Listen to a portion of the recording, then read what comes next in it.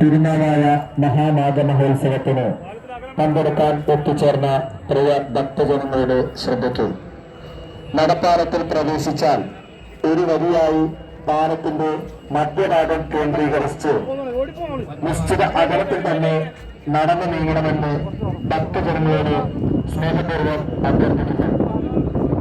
താൽക്കാലികമായി നിർമ്മിച്ച നടപ്പാലം ആയതിനാൽ നിർദ്ദേശങ്ങൾ കൃത്യമായി പാലിക്കണമെന്ന് പ്രിയ ഭക്തജനങ്ങളോട് സ്നേഹപൂർവ്വം